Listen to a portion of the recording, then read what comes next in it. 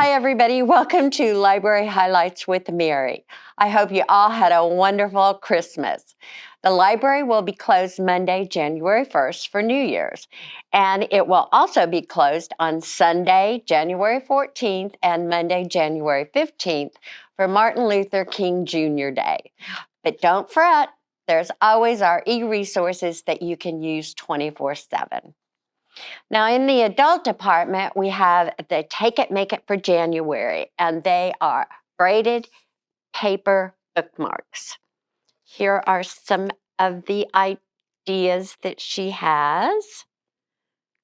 Aren't they cute? Here's a little one. But I think those are really neat. I like those. The how-to video will be up on the 2nd, and you can pick up these kits at the circulation desk.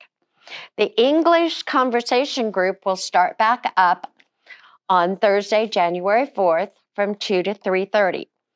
And our second Tuesday Lunch and Learn will be January 9th from noon to 1. Shiloh Museum of Ozark History will be here to talk about Hollywood in the Ozarks. In the teen department, Teen Movie Night is on Thursday, January 4th and the 11th from 6 to 8.